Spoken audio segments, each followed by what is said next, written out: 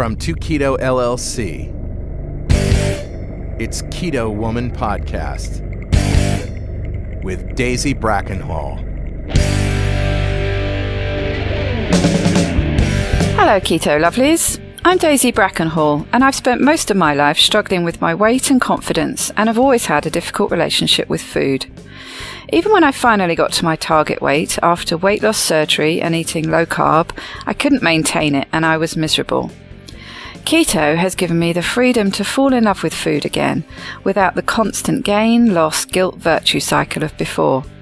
Health and happiness is where it's at now, running on fat. Welcome to the Keto Woman Podcast. Each week I'll be chatting to inspirational women, maybe even the odd man, to discover the secrets to their success so that I can share them with you. So what is keto? Keto is a way of eating that enables you to switch your body's main fuel source from sugar to fat. Who doesn't want to be a fat burner, right? But how do we achieve this? A great place to start is by keeping carbs to 20 grams or less per day, so things like leafy greens and above ground vegetables, plus some nuts and seeds and the incidental carbs you find in things like dairy. Moderate protein scaled to your lean body mass, and then fat to satiety. Once you're in the swing of things, you can tweak it to suit you, make your own personalised keto. I'll be asking my guests each week what their keto looks like, to show you just how flexible and fabulous this way of eating can be. I'm not a doctor, and most of my guests won't be either, so we can't give you medical advice. It's always best to work with your own doctor, because they know you and your medical history, and so have access to the bigger picture. This week we welcome back extraordinary woman Taffiny Elrod. Taffiny is a professional chef and culinary instructor located in New York City and New York's Hudson Valley. With over 15 years of professional culinary experience, she has cooked and taught many styles with a special interest in food for health and culinary traditions. Most recently, she taught professional cooking for veterans returning to the workforce in New York City, before opening a small restaurant with her husband in New York's Hudson Valley. Inspired by her success with her own ketogenic low-carb, high-fat diet, she launched a cooking website called Keto Cooking School, where she shares recipes and techniques and plans to explore the connection between traditional, classical, and the ketogenic way of eating. Welcome back to the Keto Woman Podcast, Taffiny. It's lovely to see you again. How are you? I'm wonderful, Daisy. Thank you for having me back. It's a pleasure. Well, I thought as this show is the Christmas show, the one just before Christmas, we'd talk a little bit about Christmas traditions that we're familiar with. I thought that would be a nice twist, and there might even be the odd recipe. Perhaps so. I am excited to talk about it and all the fun and delightful traditions that are still fully available to be keto-fied. Yes, that's the thing, isn't it? It's an exciting challenge to try and keto-fy some of your favourites. Yeah, it is. I mean, I guess some of them are probably out. They're probably right out. But there's a lot that are still very much available and that can be enjoyed in new ways, and then maybe some new traditions in the making too. Yeah, and I think quite often actually you come to enjoy the keto-fied one even more, even if it is quite different from what you were familiar with before. Yeah, absolutely. One of the things I love about this way of life is that I found that a lot of the holiday traditions and special foods that I cook, somehow I find myself enjoying them more, becoming creative with them in new ways, and that oftentimes they become more delicious, actually. Yeah, all the better for being keto. Yeah, it's interesting. But as I mentioned before, as a chef, I really love this way of cooking. It really resonates with me. Absolutely. And a lot of great stuff that maybe was pushed out that can be brought back in. You know, there's so many things like eggnog. Hey, who knew that eggnog would end up being such a perfect ketogenic holiday treat? Absolutely. And something I keep meaning to make, actually, which has been a tradition of mine at Christmas, a little tipple, the Bailey's Irish whiskey and cream. And that's actually super easy, isn't it, to keto-fy? So yeah. I must do it because it's something I've always liked. Some of that, it's sickly and it's rich, but over some ice. I've always rather liked it at Christmas, so I'm determined to try that this year. Yeah, well, absolutely. I mean, that's, now we can use our heavy cream with impunity and enjoy those things the way they're meant to be enjoyed, because the holiday is, in theory, a feasting day, right? So, maybe you've been fasting, maybe you haven't, maybe you follow some sort of religious fast before the holiday, but that day, that feeling of really allowing yourself to feast and enjoy and appreciate what the holiday is about, I feel like it sort of releases some of that back into the spirit of the season. Absolutely, and goes well with the format that quite a few people who are keto get into, the whole feast and fast process that they go through. So it really does resonate well with that, doesn't it? Yeah, I think so. So why don't you kick us off and talk about the first tradition? Well, since I just talked about feasting, here where I am in New York State, there is a large Italian-American population. I have some Italian heritage as well in my family. And in this area, they love their Feast of the Seven Fishes, or the Vigil, but everyone here seems to call it the Feast of the Seven Fishes. And what's funny about it, it's called the Feast of the Seven Fishes, but Christmas Eve is traditionally considered a fasting day in traditional Catholic and some other Christian traditions. So it's seafood because it's a fasting day in which there's no meat. But it's become this enormous, bountiful, amazing feast of every seafood you can imagine. Even though it's called the Feast of the Seven Fishes, some people do 7 different types of seafood in their meal. Some people do 7 different courses of seafood. Some people do, I don't know how many, I don't know, like they just get every seafood they can get and they cook for 3 days straight and they have so much seafood. And we were lucky enough to be invited to a friend's last year to partake without even having to cook, which was nice. And I mean, there was, boy, oh boy, there was lobster bisque, there was stuffed oysters, there was mushroom stuffed with clam, seared scallops. I mean, the list just goes on and on. I honestly can't recount everything. There was definitely something with caviar, and there was raw clams, and there were steamed clams. And like I said, of course, a lot of folks here do calamari, or they'll make a seafood stew, cioppino, something like that, whatever it is. There's always some shellfish. There's always usually some sort of white fish or, salmon, something like that involved. Here, it's a tradition that people really, that relate to. It goes back. Their grandparents did it for them. They do it for their grandchildren. And it has such a excitement and a joy to it. I really love that. It really is this, it's before midnight on Christmas Eve, especially if you're going to midnight mass, before midnight mass. And there's so much family and excitement and joy involved in it. And I love that it's a tradition that preserves that really is about bringing everyone together and really being involved together, and whether you're shucking clams together or whatever it may be. It sounds absolutely amazing, and my idea of heaven, really truly delicious. I would love to participate in that feast. So it's interesting that you said though, so that's actually classified as a fasting day purely because you're fasting from meat, but you still have this huge feast of all things fish and seafood. It's sort of American tradition, probably. That's probably where the American in the Italian American comes in, having such a bounty. There are other fasting traditions where I'm not expert in this, but I've heard of it, like for instance, in Ukrainian tradition where Orthodox, I believe, that they have what is essentially a vegan meal. There's no meat, there's no dairy, there's no cheese or anything. So, the different people have a different sense of what it means to fast, but obviously for some that means no meat. I have to be honest that the vegan equivalent does not sound as delicious. Well, I've seen some pretty amazing, intricate dishes that are beautiful, but it sounds more like a fast. It doesn't sound quite as luxurious as all that wonderful seafood. That's right. And maybe a little champagne. Yeah, but that would improve it, yeah. I like the fact that you talk about that a big part of the tradition is the whole family becoming involved and really getting involved in the whole preparation and cooking process. That sounds really nice. It reminds me of Christmas Day in my family household, where everyone sort of takes a bit of a role with cooking the Christmas dinner. Yeah. It's a fun thing to get everyone involved in, isn't it? Absolutely. I think whatever the tradition is, it always is more enjoyable and more rich when what it really is doing is bringing people together to have a way to interact with one another and enjoy the time together.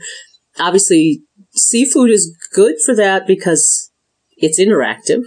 Like I said, you might be shucking clams, or it's one of the few foods that Americans still bring home whole, like animal foods, whole or even alive, that they actually prepare from beginning to end.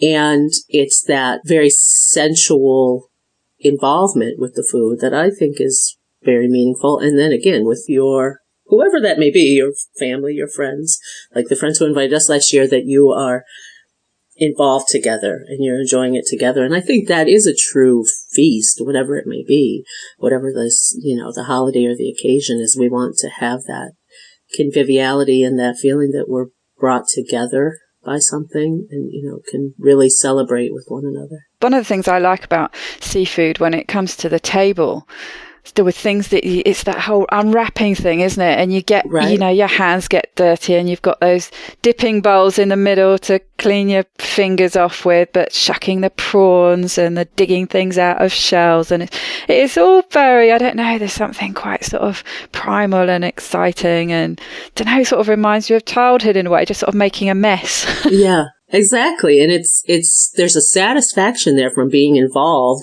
and getting your hands a little dirty and really feeling like you're getting at the meat of something. That I think really is primal, whatever you want to call it, and, really speaks to our humanity and makes us feel connected in a different way. I mean, that's purely my opinion, but I do think there really is something to that. And like I said, so I think for that to be involved in your holiday fare, really does bring out that excitement and that fun in people. That's a great idea. I'd love to bring that tradition in. Yeah, the seven fishes feast on Christmas Eve. Yeah, I'm definitely up for that. Yeah, right. And it's on Christmas Eve too, so you're leading into the holiday, and it's sort of a build up. It's not even the main event, so although it kind of is the main event for some people, I think. But like I said, so it's really a great way to really start that holiday excitement. Absolutely. Well, that's a good one. Let's have another one. Well, I have been lucky enough to spend the holidays with a few different people, especially once a little different from the Midwest to moving to the East Coast when I came to New York. And another holiday tradition that I've taken part of that I think is really great, brilliant for keto is with a friend of mine whose family's from Jamaica, and her mother made her traditional goat curry or curried goat. Slow, long cooked braise of goat meat, which I guess not all Americans eat or have eaten. That was probably the first time I'd ever had goat, maybe the first or second time. I was surprised that it was more tender and, sort of a gentler meat than I expected. I think I was expecting something gamier. And of course, braising anything, and when you curry something, that amazing flavor and that richness of a long, slow cooking. And she made a wonderful meal. She made homemade eggnog, which was the best that I've ever had. I'm not a huge eggnog fan, but that was good stuff. Mm-hmm. And the hibiscus or sorrel punch, that's, the hibiscus, the red hibiscus flower that's made generally with some rum, I do believe.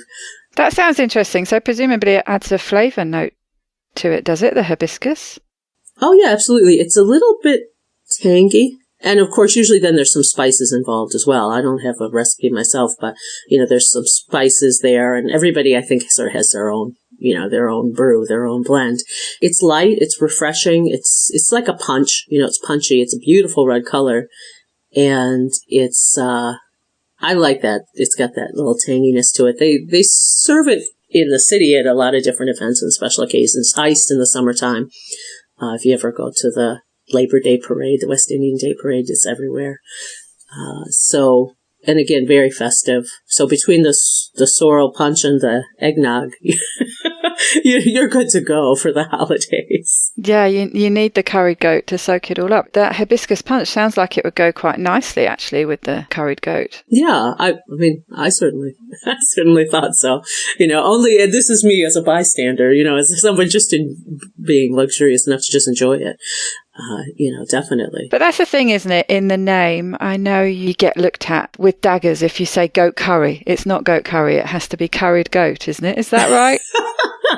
I think so. Again, maybe I'm not entirely sure, but I think it's better to say curried goat, preferable.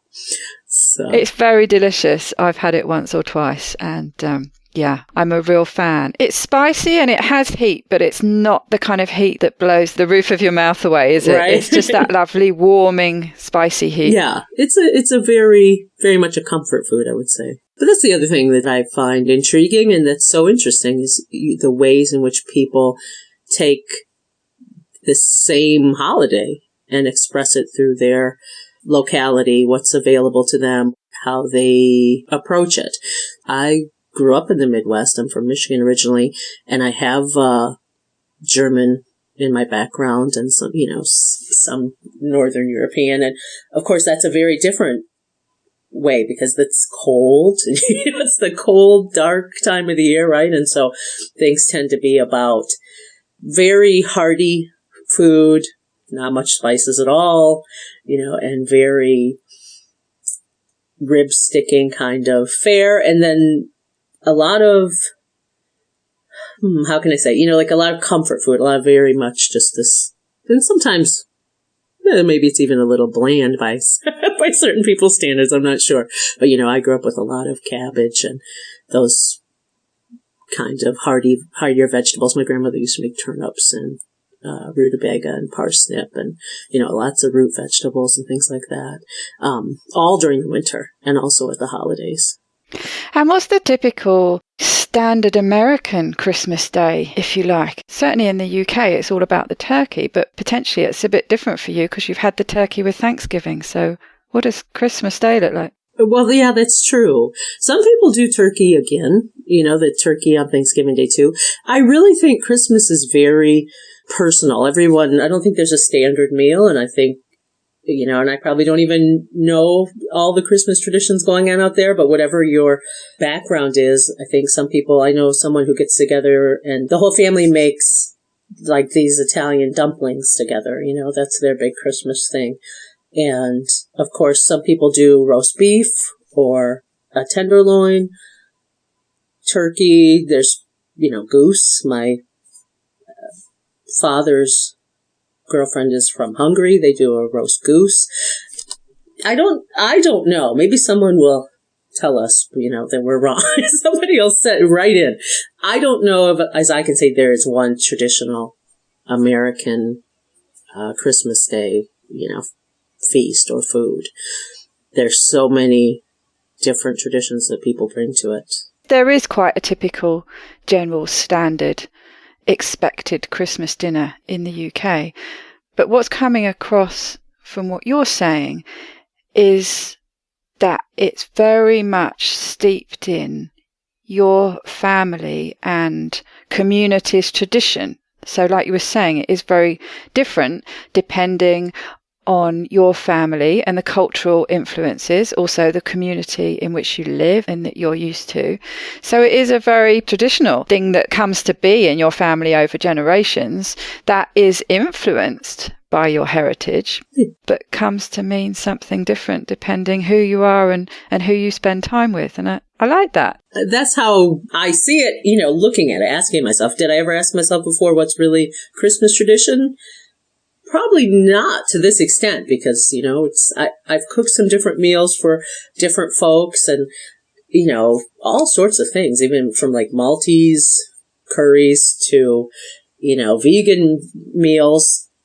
And I really do think it's your community, your family, your background, it's what's close to your heart. And, my grandmother used to make baked spaghetti on Christmas Eve. And I think that was sort of a nod. Yeah. So, my maternal grandmother was German, but my maternal grandfather was Italian.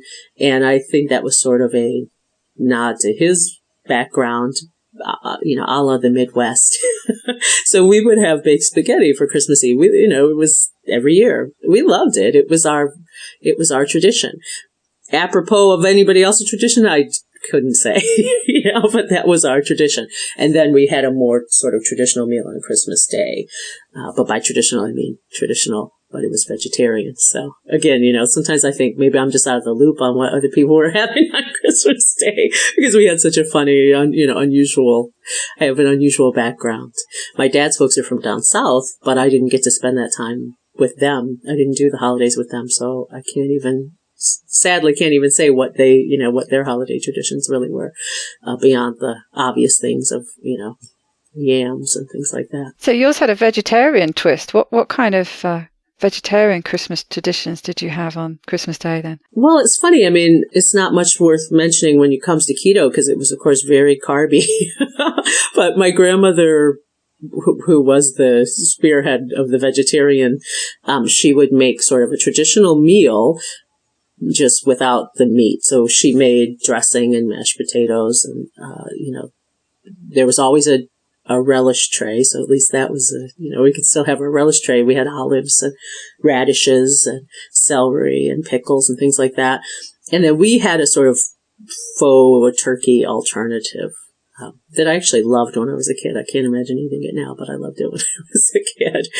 Well, I know one of the things that used to, anyway, it's probably a bit dated now, that got served up in the UK as the vegetarian alternative was a nut roast. Oh. It was some kind of meatloafy thing, I think. Well, obviously not meat because it didn't have any meat in it, but a sort of... Right, but it was loafy. Yeah. I know what you mean. Yeah. I've definitely had some of those. She didn't do that. She actually would buy a prepared loaf or roll from the Seventh-day Adventist Church, because, of course, they had vegetarian, options that they had all the time. They had their own little shop there. So she would get that, and we would have that, and, then all the accoutrement. Even, I think, some sort of gravy probably to go with it, meatless gravy, now that I think about it. Interesting. So, yeah. But she was a really good cook, and she experimented a lot. And the funny thing is, her dressing, she made really good dressing or stuffing. And it was, back then, she was doing like gluten-free and whole grain. We didn't have any white flour or anything like that in the house.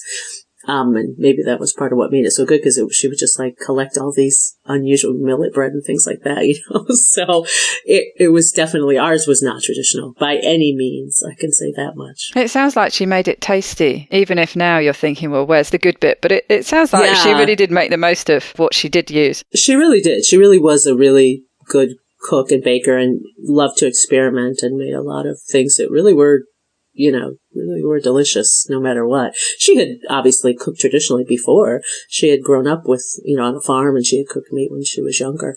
But she, like a lot of people in the 70s, or late 60s, she had made some changes, and, which in fairness, she had made some good changes. Again, like I said, she had cut out white sugar, she had cut out white flour, and preserved, a lot of prepackaged foods and things like that. And she had a positive effect on her health doing that. So it was a step in the right direction.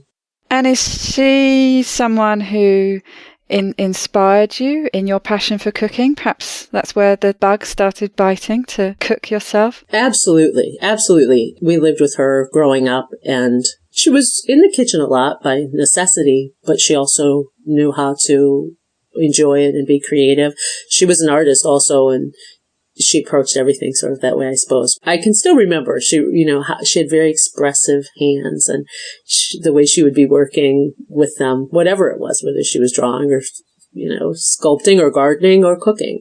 She helped to stoke a passion in me for food, and seeing that you could be open to food and experiment with food. When I was young, we lived in Detroit, and she would take me to the local deli, and, we'd get sauerkraut and Greek olives and feta cheese. And I could just eat cold sauerkraut out of a paper boat, like at 3 years old. So I guess I was open to food back then, and she really encouraged that. That's lovely. I think that my paternal grandmother actually probably influenced me a lot with cooking. She used to make some weird stuff. She used to get excited by cuisine from places she visited, like when she went to visit my father in Thailand and came back full of, stir fries and things. Yeah. Except that she often used to make her own twist. And I used to call her stir fry stew fry because she just cooked it forever. So it kind of sort of missed the whole point, really, but vaguely resembled the original dish. But she was doing things when I was younger, things like making her own yogurt and things like that, which weren't the norm. Mm-hmm. She was often quite ahead of her time. And she had to get quite creative with food because Grampy had, I don't think he was actually celiac. I'm not sure he was ever tested, but he certainly had big problems with gluten. So she used to make all these different alternatives using things like, actually now, of course, and getting into keto cooking and baking, she was using a lot of things that we do, things like almond flour. And she used to use some things that we don't, like rice flour and things. She used to make the most amazing mince pies, which I think were a combination of maybe rice flour and almond flour. I remember them being super crumbly and delicious. Yeah. But she used to cook everything from scratch and had a very traditional way they ate. They got up every day at 6 and had their breakfast, and then she would cook. They had their May meal at lunchtime, and then a more of a tea at dinner time, a light meal. But whenever I stayed there, and I used to often go and stay there in the half-term holidays and things, and I was very much involved in the whole process, in the cooking process. And then there were lots of jokes with Grampy about eating. He used to love all the things that he couldn't have with the gluten intolerance. He loved his puddings, or desserts, as you call them. Right.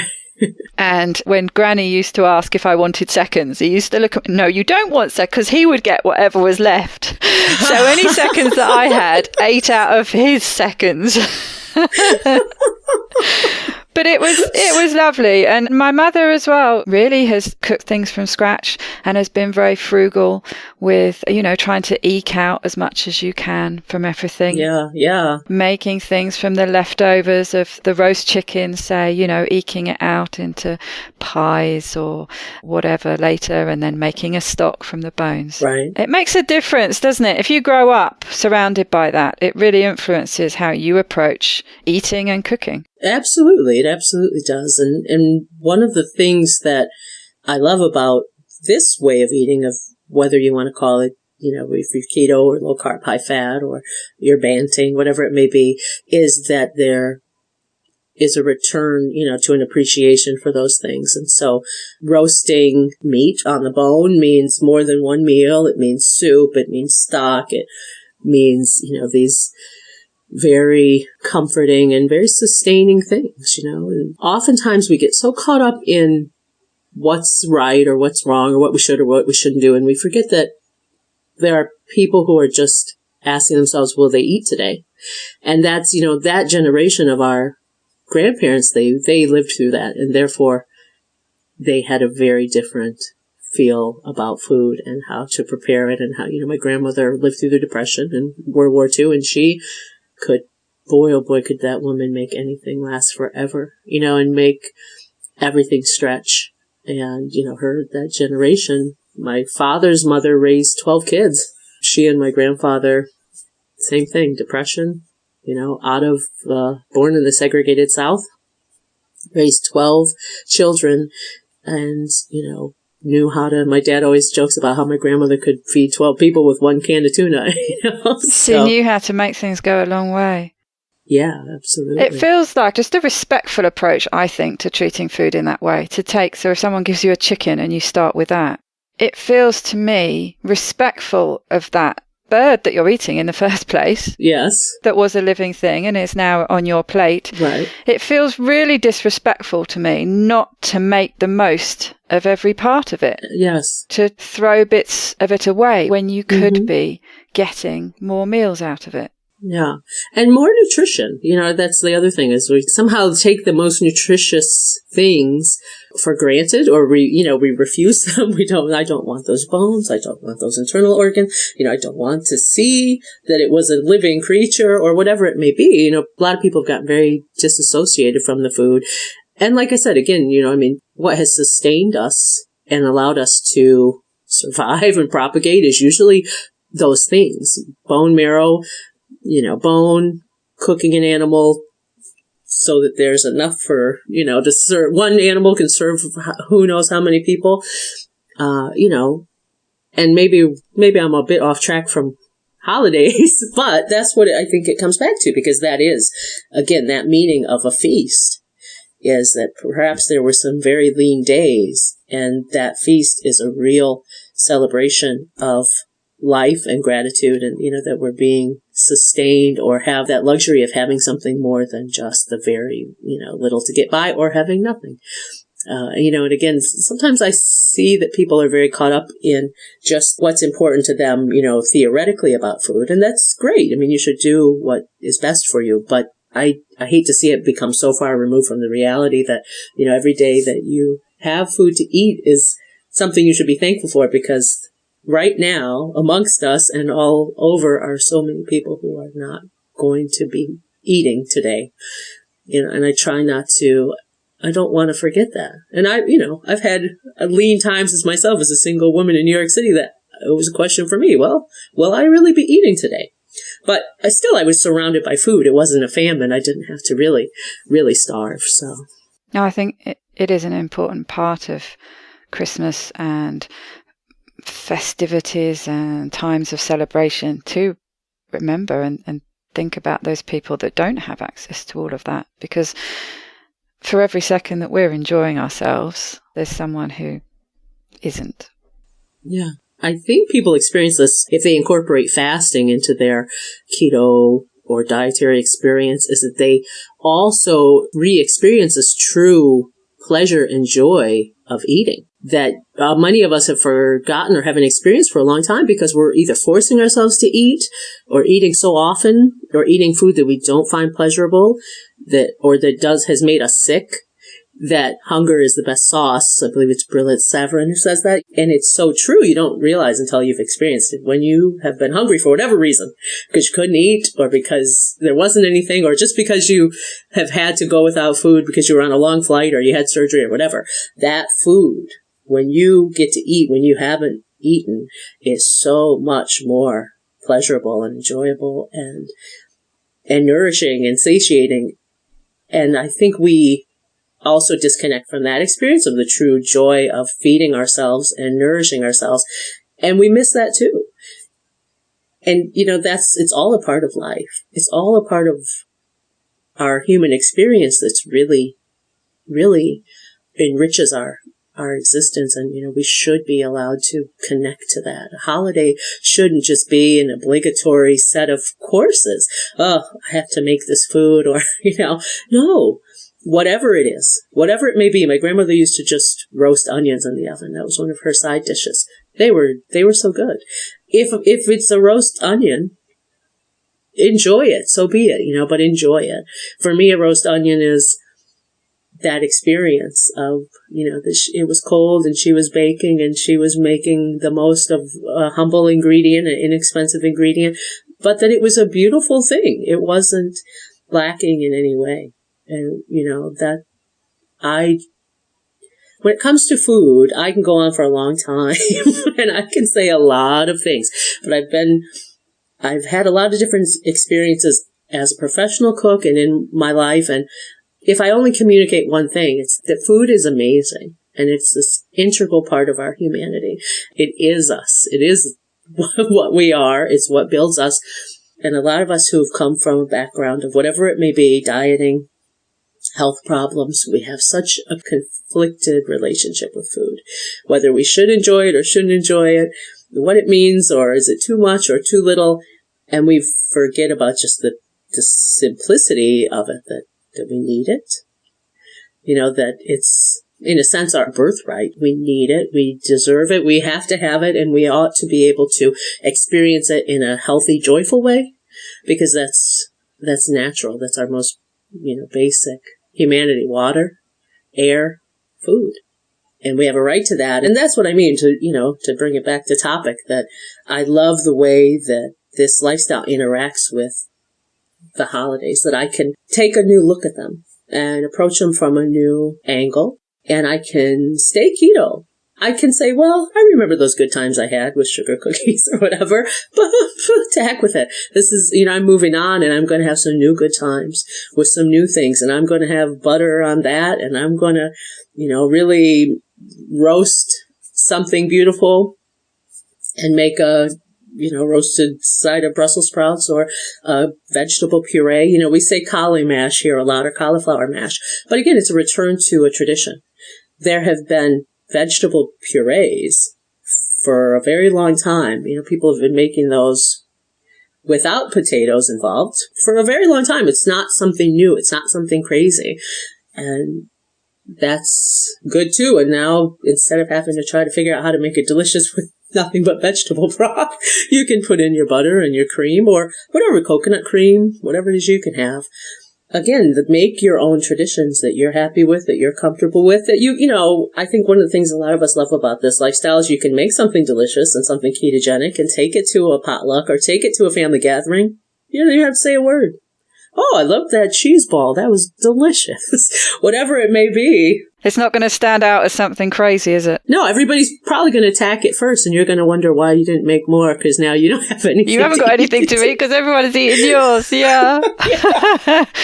No, I think it's really lovely to have that mouth-watering anticipation again about food. Yeah. And you're right that if you do experiment at all with fasting, that really comes back. Even fasting for 24 hours, fasting just by skipping breakfast and just having a longer time before your next meal really just has that mouth-watering sensation that you have thinking about what you're going to have. Yes. Is fantastic. And having the added flavour that comes into that of associating it with the favourite things that your grandmother used to do just really adds to the sensations and the flavours and the taste of that food and the whole experience of it, doesn't it? Yeah, absolutely. My family at this point, my immediate family is my husband and I. We spend our holidays together, our working days together. So I don't do big meals for us. That would be a bit much, especially since I cook all day, every day anyway.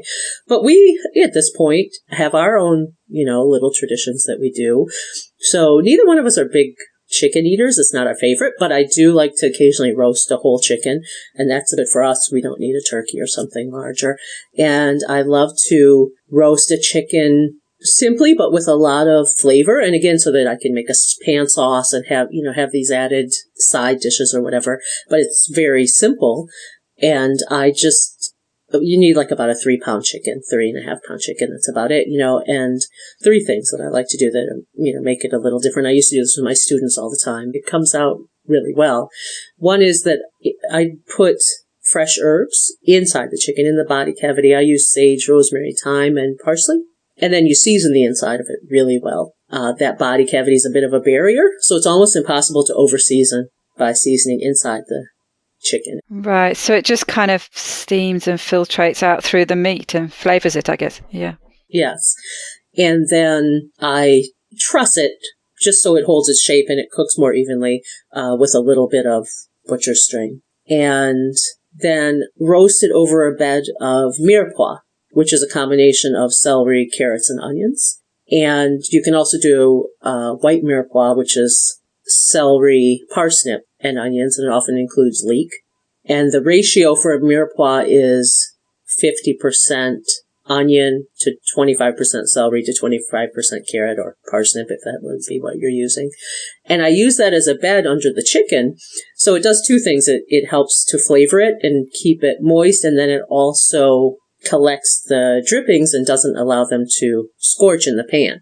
And I actually, you're supposed to put a roasting rack over the mirepoix, but I actually just like to put the chicken right on the mirepoix. I just cut it really chunky, and then I just put the chicken on top of it.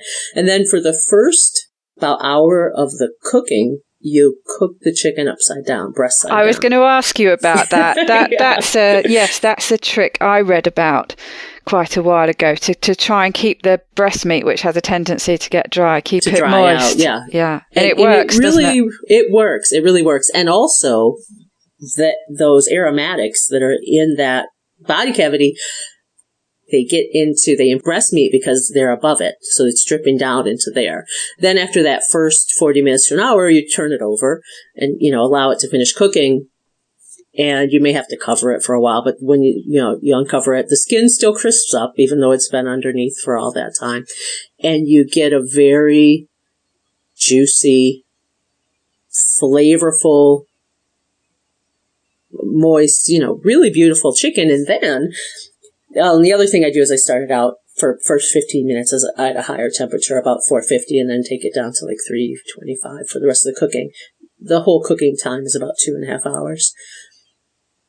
What you have in the pan, of course, is this also amazing, unctuous, flavorful pan drippings that you can make a very simple pan sauce. The vegetables, if you haven't, if they haven't scorched, hopefully they haven't, because you need enough in the pan not to scorch. Just cover the whole bottom. I use a small saute pan so that it's just barely bigger than the chicken. There's not a lot of room and it helps to collect all the juices together. You just pull out those vegetables and, you can even puree them and add them to the sauce, or, puree them and have them as a side dish if you wish, or you can just use them to flavor the sauce and discard them. You're going to have all this beautiful fat and pan drippings, the fond in the bottom of the pan that you can deglaze with a little bit of chicken broth or a little bit of wine or even water. And you don't need a lot. You can strain off some of the fat if there's a very lot of fat there. You season it, and again, you've had these herbs and these vegetables roasting in there. The flavor is phenomenal, but there's nothing in there. It's true flavor. There's not a packet of, gravy mix. There's not some starchy component. It's just the true essence of those foods and the chicken and the flavor. You heat it through, and then at the end, you can just add a knob of butter, cool butter, and whisk it in, mounting it with butter. And that chicken and that sauce is very often all we eat. We don't even have a side dish or anything. It's so good. It's so delicious. satisfying. Yeah. And I have learned, I used to probably have bread or something with that rice. I've learned that the white chicken meat, I finally understood what it's good for. It absorbs the sauce. I was going to say, that's a good thing to mop it wipe up up your sauce with that, even if it's a little dry, it's okay, because you're going to wipe up that pan sauce with it, that glorious pan sauce. And again, if you're a little hungry, I don't know if you fast or not. I'm not advocating for anything, but if you have a good appetite going, you'll be on cloud 9. Yeah, you're going to be drooling with the smell of that cookie in the oven. Now, I mean, I've always made, and this comes from my mother, watching her making gravy from roasting whatever meat you've roasted, and then you take those pan juices and you mix it, usually what she used to use, and I've always done the same, is using the water from the vegetables and that you've cooked as the side dishes. Right. And what I used to do actually was to start with the first thing that you'd cook at that time. I used to have my roast potatoes, but cook the potatoes in the water, and then you drain off the potatoes when you put those in to roast with the meat, and you keep that water, and you cook the next thing. So I don't know, maybe it was some carrots, and you cook the carrots in it, keep the water, cook the cabbage in it. So by the end, you get this quite reduced down vegetable stock, which then again adds the flavour in with the meat juices and makes the most fantastic gravy. Yeah, absolutely. We were talking about what's going to happen on Christmas Day with the cooking this year, actually. And we both agreed that we'll basically hand it over to my brother. He'll be in charge. He's quite bossy and he likes things done the way he likes. So I said, I'll just be sous chef. I'll just do what I'm told.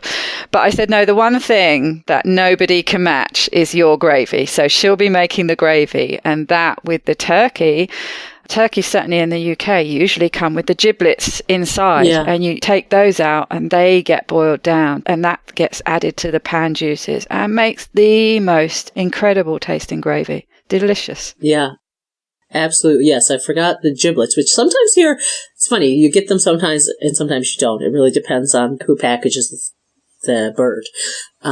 But yeah, if you have giblets, by all means, you want to use those to make your gravy. And what you were saying about the vegetables, reminded me, speaking of being frugal and using things, here in the States, once upon a time, people used to keep what they called pot liquor. And that was the cooking water from their vegetables. And, they kept it and added it to soups or sauces or for cooking more vegetables or for whatever it was. And it was flavorful. And again, that idea of preserving every bit of nutrition. And of course, water. Water was also, much harder to come by. And you can make a vegetable stock, can't you, by keeping all the vegetable trimmings that you have and maybe, throwing them in a bag in the freezer or something until, do that with bones as well, actually. If you've had something that you don't have enough bones left over to make a stock, you can just keep a bag in the freezer, can't you, until you've got a nice collection and then put them all in a pan and make some incredible stock.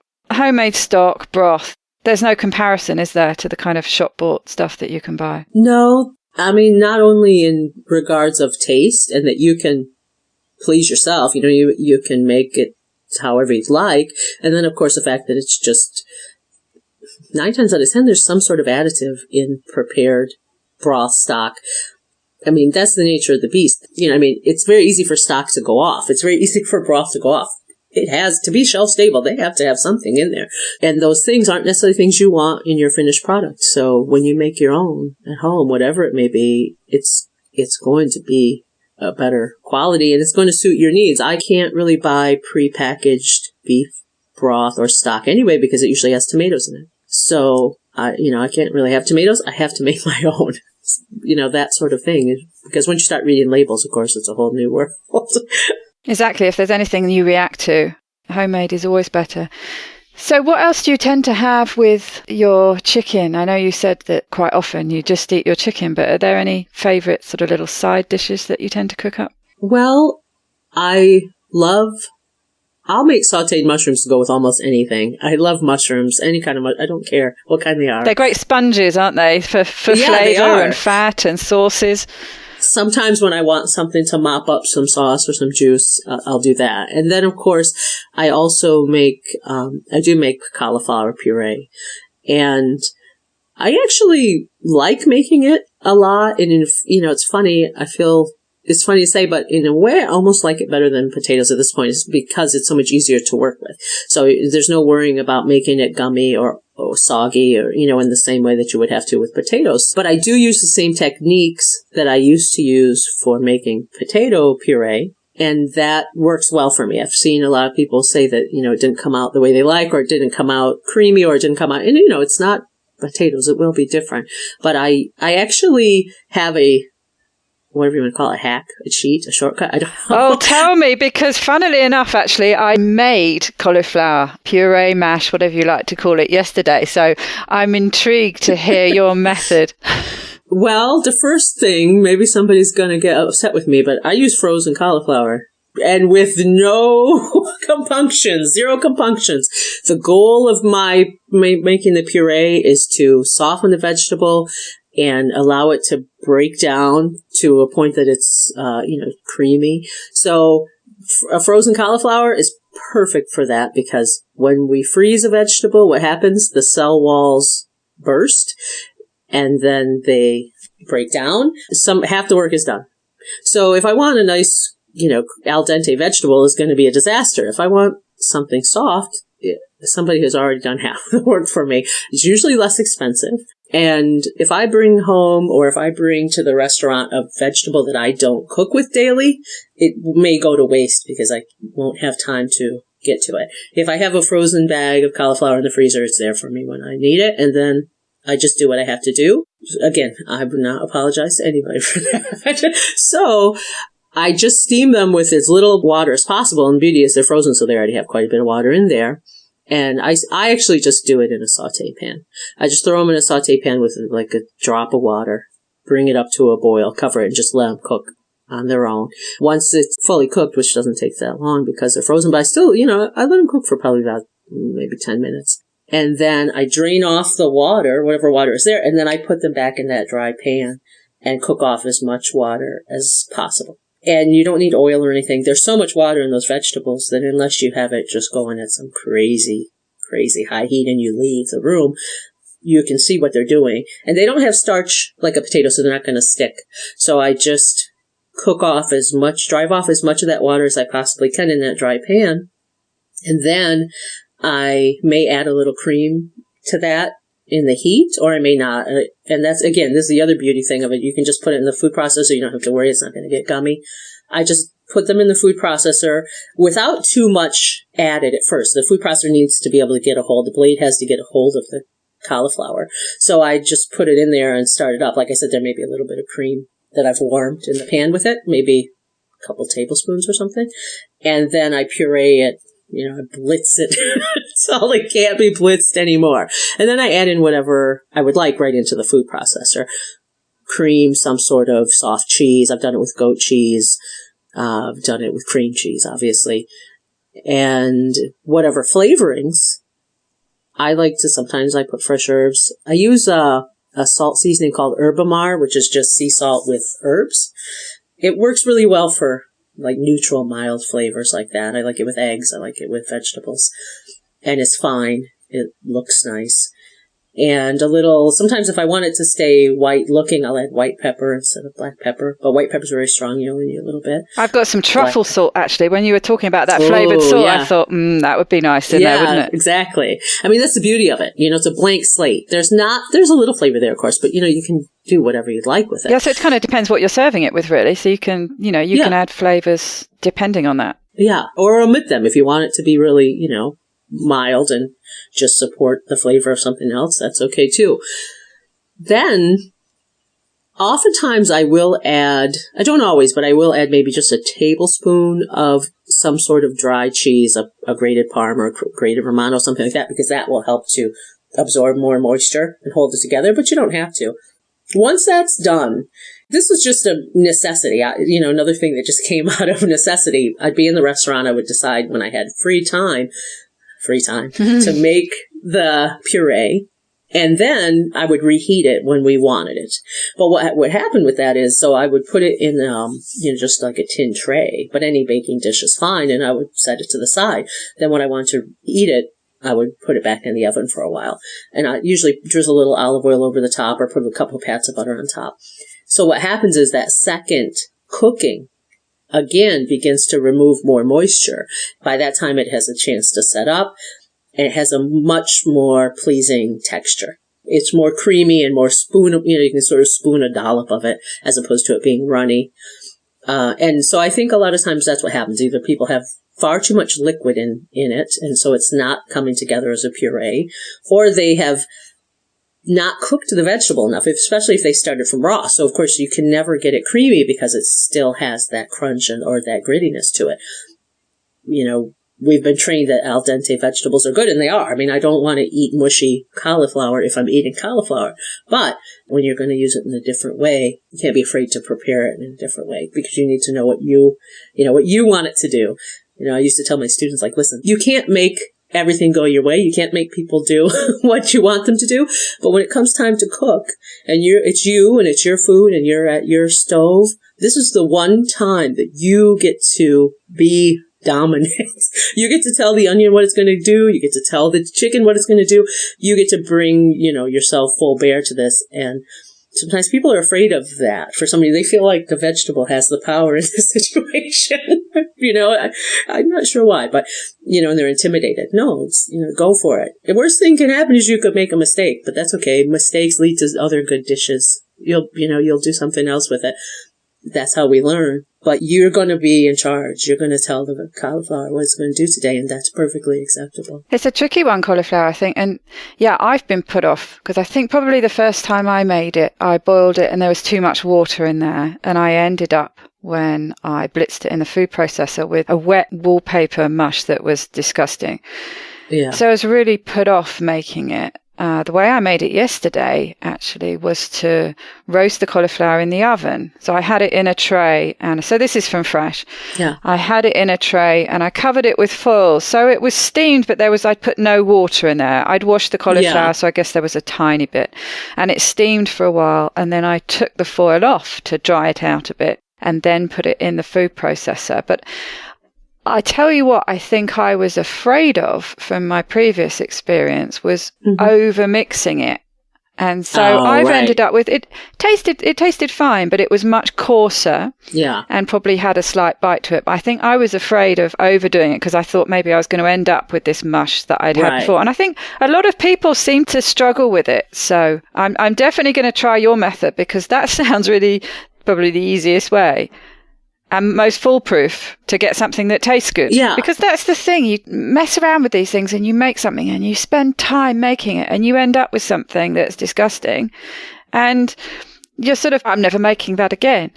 Yeah, exactly. I mean, that's, I guess, the privilege of being someone who cooks all the time. I know that sometimes things are going to go awry, and of course I've spent that time making my mistakes too, but I still have some brilliant idea and try it. And I'm like, wow, was that a disaster? But luckily that's one disaster in life that I can perceive as, okay, I learned something. Of course, I don't want that to happen when somebody's waiting for their meal, but, on my own, I could make that decision.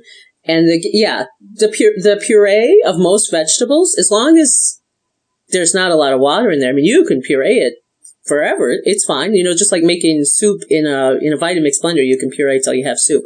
It'll be fine because it doesn't have a starch or, a gluten that's going to react in a bad, adverse way to that. You just have to get the water out.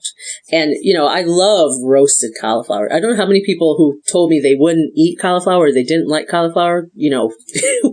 I know this young woman who literally, she had a fight with her sister about the cauliflower once it's roasted. I think it's amazing. It tastes like candy.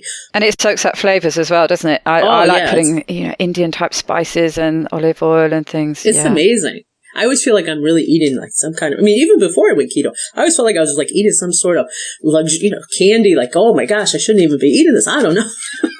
But if I were to roast cauliflower, it would never make it to the food processor. It would be gone. It would never get in there. My husband and I would just be fighting each other and, there'd be like one piece left. So I will continue to steam it for, for my puree. When I roast it, I will just eat it roasted because I know myself better than that. It's a great tip, though, using the frozen cauliflower, because it's certainly the kind of thing that I've avoided like the plague. Because, like you say, normally you would be trying to turn those frozen florets into something that you're used to having as cooking from fresh, so having that bite to it. And so you've been put off from using it for years because it's just mushy. Yeah. But of course, when you want it to be mushy, it's mushy, why not give yourself a head start? For sure. I'm going to be trying that. And like you say, it's cheaper as well. Oh, yeah. And of course, if you don't feel like spending some time chopping vegetables and, some people don't wish to, and some people really genuinely don't have time to, hey, frozen vegetables have sort of the same bad rap as, canned vegetables. But depending on how they've been prepared and where they've come from, they often have more nutrients than the fresh vegetables because they're usually processed on site or near where they've been harvested. I'm speaking of, American processing, of course. I don't know about anywhere else. So oftentimes they actually are more nutritious and, in an odd sense, almost fresher. Yes, because they've been frozen, haven't they, very soon after harvesting. So instead of like something like a fresh cauliflower can hang around for weeks, if not months, before it ends up in your shopping basket. Yeah. And you don't realize that a lot of produce sits in storage somewhere until it's needed, until it's called upon, so not to knock fresh vegetables. Don't get me wrong. I'm all for them. They're great. But like I said, I think as long as your frozen vegetables don't have anything added to them, and that's the other beauty of it, to freeze a vegetable, you don't have to add anything. You don't have to put a preservative. You don't have to worry about that. So, if they're good quality, I don't think you have anything to worry about. And the other aspect of that is, again, I think we often don't address people who don't have a lot of money to spend on food. They deserve a good meal. They deserve nutritious food. And, if it works for you to buy frozen, especially when they're on special, if your local store has a special on something, and you can afford to do so, or you have the room to do so, stock up. Bring home 5, 6, 10 bags of that frozen cauliflower when it's at a good deal, and then use it as you need it. Could you also cook it? This is another thing I've read, which I don't know if it's true or not, but cooking vegetables in the microwave can keep more of the nutrition inside because they just cook in their own juices. You don't add water to them. I was wondering if you could go straight from the frozen cauliflower and get it to soft in the microwave. Would that work or not? Yeah, you certainly could. I have a funny glitch that I don't have a microwave, so I often just forget that people have them. So I'm a little weird when it comes to that. Yeah, you could absolutely put that frozen cauliflower probably directly in the microwave without any added liquid as long as it's covered, I would imagine. And, same thing, just let it blast until it's ready to go. And the only thing is that extra step of removing the moisture.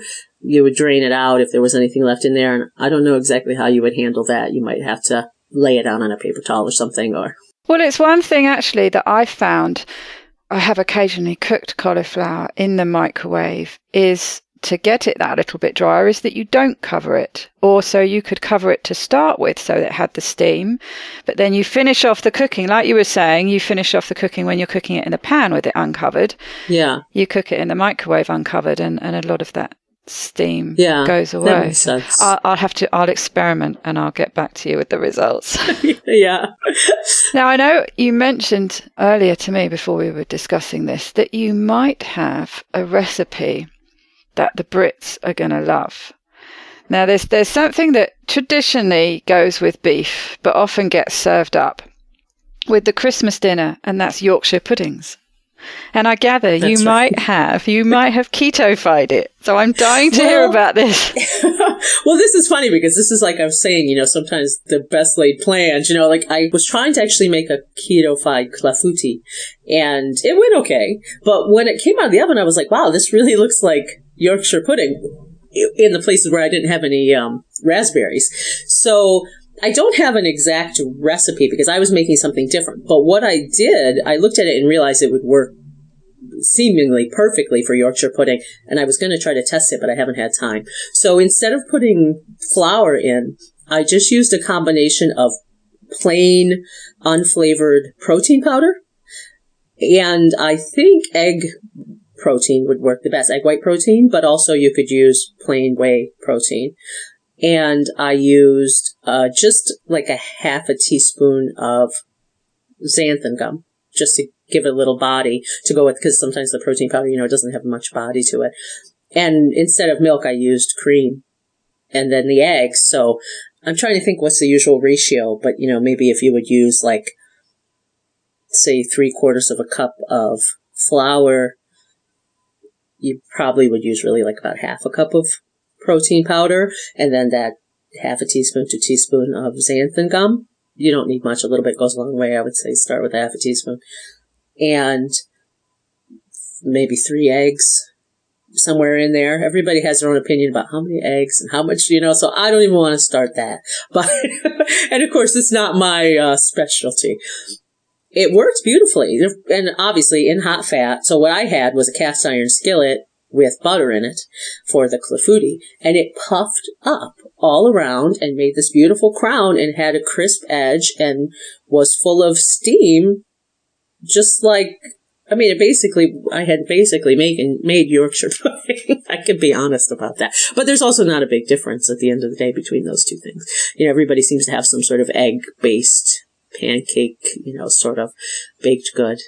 And a little salt, obviously. So if you have beautiful beef fat drippings, and a nice hot oven going already and heat up the pan, I don't see why you shouldn't have a beautiful Yorkshire pudding. That would be a great way to add flavour, actually, wouldn't it? Because quite often in the UK, they make them little individual ones in like muffin tins, I suppose they would be. And you put it in the oven and get it really hot. And you could if you use beef dripping or tallow as the fat in there. Oh, yeah, and absolutely. It comes out smoking hot. And that's the trick, I think, isn't it? Yeah. Is to have that oil smoking hot, and then you pour your mix in. So it starts puffing straight away. And then, of course, it goes straight back in the oven and it carries on. Right. Well, I'm going to be trying. I'm going to be trying this recipe. Yeah. We'll work out what the actual, the ratios are. We'll put them in the show notes. Yeah. Yeah, I'm definitely going to be trying that because it's one of the things that I really miss.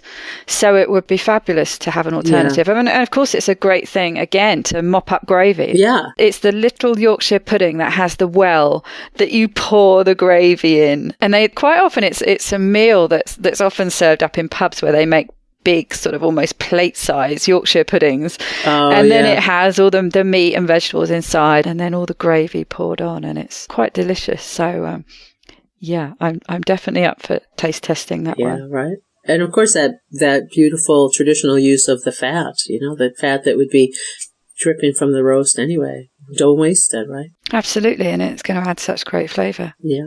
Definitely. Well, it's been fantastic talking to you today. There's a few recipes in there and all sorts of chat about all our different traditions that we know about. And obviously there are so many more that we haven't mentioned, but yes. Yeah, maybe next year. Maybe everyone next year, write in right. and tell us your traditions and we'll talk about them next year. Yeah, that would be lovely. So what would be your special Christmas top tip? Well, it's funny. I was really thinking about it, and I was thinking about what I really remember about the holidays, and what sticks home to me. And I think for me, what it really came down to is we get caught up in, is it going to be perfect? And, how's the dishes, how's the meals going to look and so forth? And are we going to get along with our, brother-in-law or whatever? And, it doesn't have to be perfect. And you can put aside your ideas of, the Hallmark perfect holiday. And when you do, you can enjoy what really matters. And I think if you ask yourself, what will you remember? What will be your fond memories, or your children's fond memories, your grandchildren's fond memories in 20 years? It may be a conversation, or, we used to play old records, the Christmas records on a record player, play pickup sticks, or these games that my grandmother had when she was young, and try to invest your time and energy into those things, and, allow yourself to enjoy them. There will be people that won't always be there with you, and enjoy those moments, and don't stress yourself about all those details, which you will not remember by next year. That's very true. That's, that's lovely. It doesn't have to be perfect, and really enjoying the moment. And we often get away from this, don't we, with people always wanting to take pictures or videos with their phones. Yeah. Put them down and just really experience the moment and the time you have with people who are really special. Yeah, absolutely. Even if it's someone in your family you don't get along with, and they're curmudgeonly and they get on your nerves, there'll be a day when you will laugh about that person and say, oh, they were terrible. But Christmas just isn't the same without them. Absolutely. Well, I hope you have a lovely Christmas. I know you're very, very busy, especially the run-up. Christmas Day itself might be a bit of a rest for you, but really this is a super busy time for you. So I'm really grateful for you taking the time out to talk to me today. And I wish you the loveliest of Christmas and happy holidays. Thank you. And much the same to you. And I really enjoyed this time, and I really appreciate coming back. Thank you. And we'll have you back soon in the new year when you've got a little bit more time on your hands. Amen to that. Thanks, Daisy. Be well. And you. To get the resources and links from the show, please go to ketowomanpodcast.com. Are you my next extraordinary woman? Maybe you've got an idea for a show, a topic you want to hear about. Let me know how I can tickle your earbuds by dropping me a line at daisy@ketowomanpodcast.com.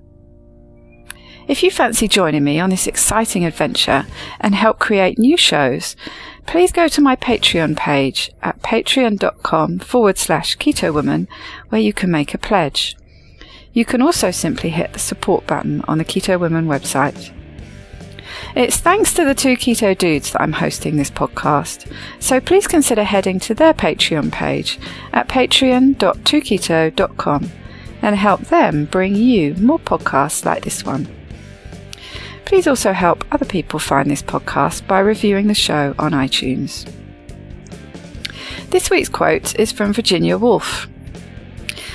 One cannot think well, love well, sleep well, if one has not dined well. Bye-bye, Keto Lovelies.